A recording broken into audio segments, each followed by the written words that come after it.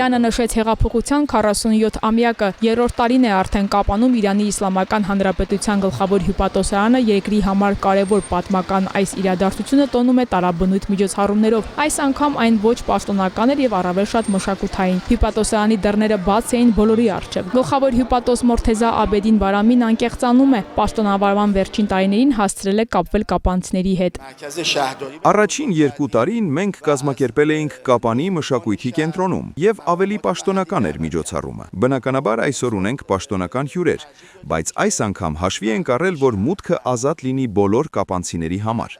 Դուք տեսնում եք, թե որքան ոգևորված են մարդիկ, եւ դա եւս մեկ անգամ ցույց է տալիս, թե ինչ սերտ հարաբերությունների մեջ ենք մարդկանց հետ։ Թե ինչպես սկսվեց հեղափոխությունը եւ ինչ տվեց երկրին, այս մասին ֆիլմ էր պատրաստվել, որը ներկայացվեց հյուրերի ուշադրությանը։ Այն պատմում էր, թե ինչպես ժողովրդական հեղափոխությունը հաղթեց 1979 թվականի փետրվարի 11-ին եւ սկսեց նշվել որպես Իրանի Իսլամական հեղափոխության հաղթանակի օր։ Ապա երկրում անցկացվեց հանրաքվե, որի արդյունքում հռչակվեց Իսլամական Հանրապետությունը։ Ընդունվեց նոր սահմանադրություն, որով ամրագրվում էր, որ երկրում բարձրագույն իշխանությունը պատկանում է հոգեվորականությանը։ Հյուպատոսարանի ներսում թեմատիկ ցուցահանդես էր կազմակերպել նաև Թավրիզի պետական համալսարանի դասախոս Հաբիբ Դիդարը ուսանողների փայտից ու կերամիկայից պատրաստած աշխատանքներն է ներկայացնում կապանցիներին, կարևորելով երկու երկրների համագործակցությունը։ Համ սովորում են, համ աշխատում են մեր ուսանողները,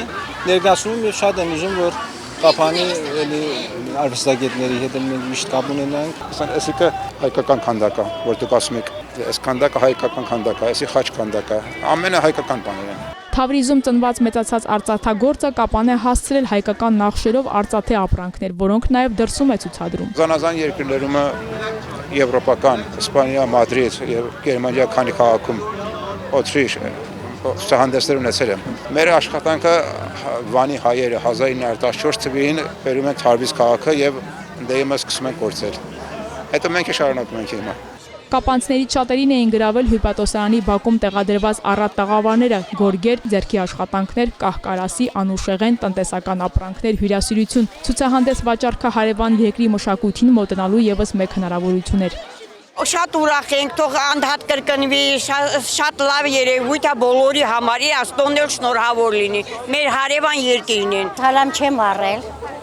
Առաջի անգամ եմ մասնակցում։ Լավ թե է։ Շատ։ Ինչով է տարբերվում ուրիշ թեյից։ Իսկական ինքն է, էլի։ Չորնի բայխուի ճայը։ Հաճելի է։ Ես վատ պարսկական ապրանք չեմ տեսել։ Ես նապես չեմ գնում, որ ես առել եմ։ Ամեն ինչից էլ առել եմ։ Առիթից օգտվելով գլխավոր հյուպատոսից հետաքրքրվեցինք նաև նրա պաշտոնավարման ժամկետների ու նոր հյուպատոսի նշանակման մամուլում տարածվող լուրերով։ Ի վերջո հյուպատոսի փոփոխություն առաջիկայում նախատեսվում է, թե ոչ եւ ինչ կարծիք ունի նա այդ մասին։ Բնականաբար ամեն դիվանագետ իր պաշտոնավարման ժամկետն ունի։ Ես շատ երկրներում եմ աշխատել, բայց ինձ համար դժվար կլինի հեռանալ։ Կկարոտեմ Հայաստանի ժողովրդին։ Ամենայն անկեղծությամբ եմ ասում։ Երբ ավարտվի գործուղումս, հուսամ մեր արտաքին գործերի նախարարությունում կկարողանամ այնպիսի պաշտոն զբաղեցնել, որը կառնչվի Հայաստանի հետ։ Սյունիքի մարդկանց հետ կապված շատ լավ հուշերով եմ այստեղից գնալու։ Առայժմ դեռ ոչինչ պարզ չէ ժամկետների ու նոր հյուպատոսի նշանակման հետ կապված։ Ինձ հստակ դեռ չեն ասել։ Երբ տեղեկացնեն, բնականաբար պետք է թողնեմ պաշտոնս։ Էմինե Միքայելյան, Ալեն Ծատրյան, Սյունիք լուրեր։